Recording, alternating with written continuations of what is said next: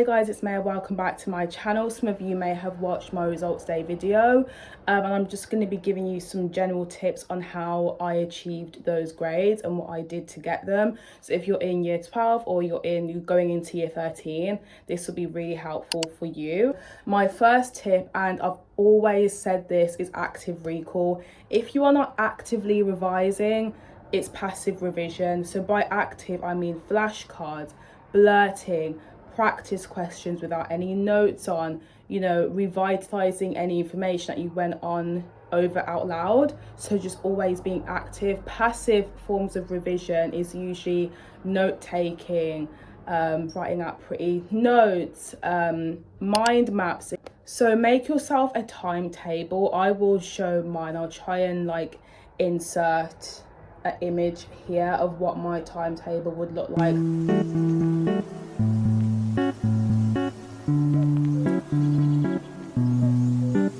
If you're in year 12, if you're in year 13, please take mocks seriously, revise for them, make the revision resources as you go along. That's another major tip. In year 12, make your flashcards, make your notes, make your mind maps, whatever you use as your form of revision. Practice questions is another huge tip. Everyone says use practice questions, people use them, they put them back in their drawer and they don't look at them again. If you're doing practice questions, do it correctly.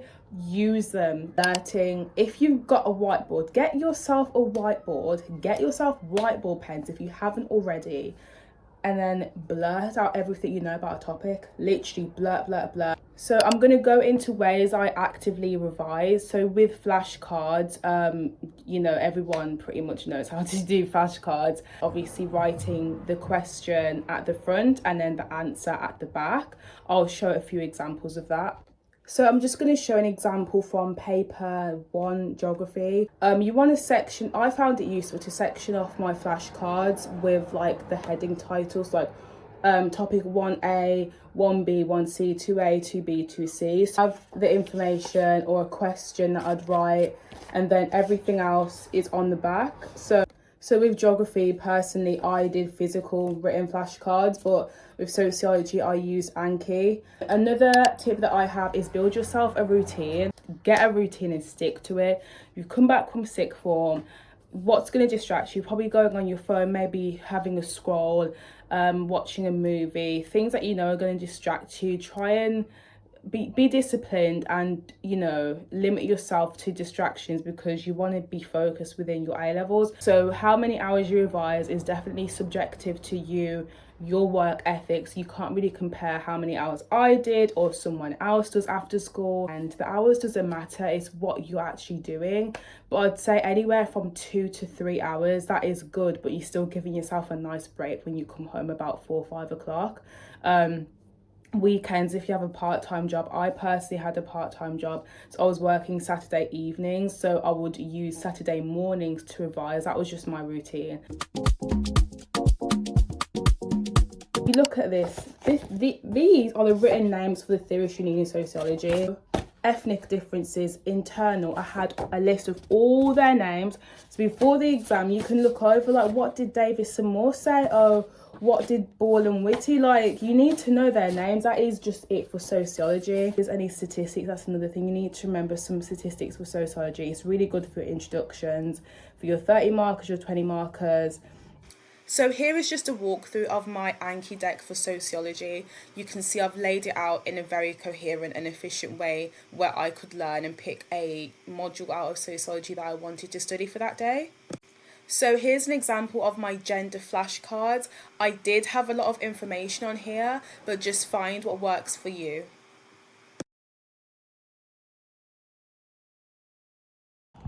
So I had a booklet, so it's short exam questions, and I just went through this and wrote in sociology outlines, practice questions, flashcards. Just be active recall and know your theorists inside and out.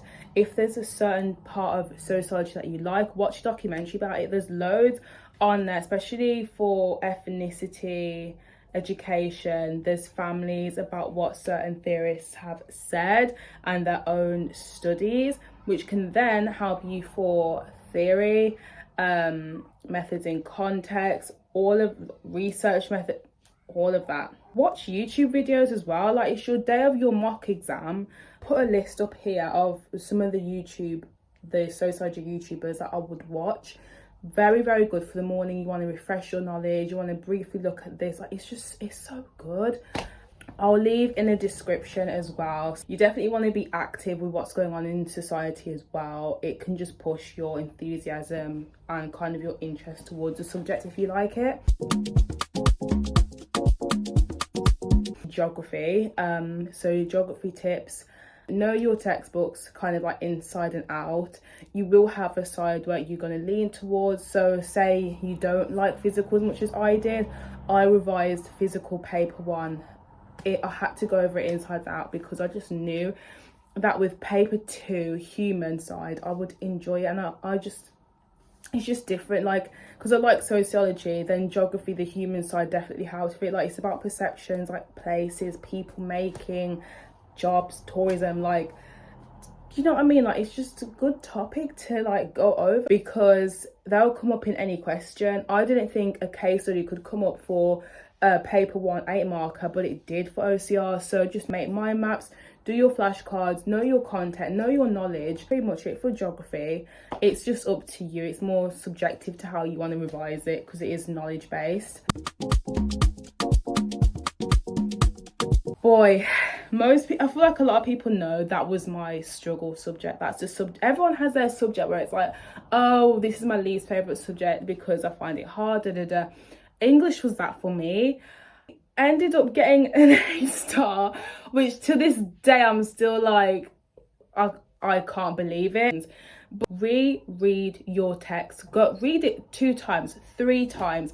Know that text, know the plot, know the context behind it. The Great Gatsby, I did Othello. Great Gatsby, Othello, and then paper 2 was World War texts. The Great Gatsby and Othello, you need to know your quotes. You need to know the play. Again, you need to know the plot of the play. Watch videos on it. That's more generalized. But my top tip for English literature is practice those essays. I know you don't want to. I know it's going to take an hour cut out of your revision, but set a timer. Have the timer up in the background if you want. Write the essay. Get practice questions, look at previous ones. We had like a whole list of themes that a Great Gatsby question could be. So I just ran through as many as I could. Critical interpretations as well. You want to look up and research what other, critics have said about the text that you're reading for Othello. That's really key. I bought this so that I could, write essay plans. So in class we do some, but you can do at home as well. So we also did regeneration and the Wipers times. So coping with war. So you literally write the theme at the top and you write your essay plan. What are your key points? What are you going to say? And what's different? What's unique? You want to find your voice for English. Write your opinion. Show your opinion through the text. Like, show your opinion through the essay. Get your teachers to mark your essays. They probably set an essay like once a week anyway. That was the case for us. Don't leave revising for English to last minute because it's English and you can't revise for it. Unseen poetry, obviously that's a difficult one because you cannot prepare for unseen poetry. But what I would do is print off poems, annotate them in timed conditions, and then write an essay for the 2 of them.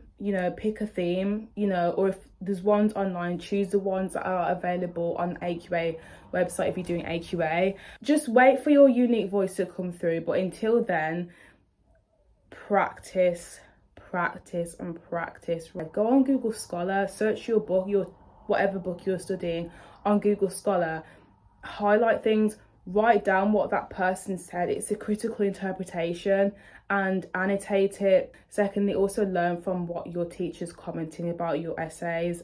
You need to learn from your essays and what your teacher said, and reread your old essays. Reread them. Read exemplar ones as well, but again, bear in mind that's their own voice showing through the essay, their own opinions. You need to develop that. Don't write what you think they want you to write. Write what you want to write and stick to it. English is hard. That's why it's a bit more difficult to give advice on it. But yeah, Thank you guys so much for watching. Let me know in the comments if you have any more questions, if you want me to send you an essay I've done or like sociology past papers. So thank you for watching. I'll catch you in the next one for university content.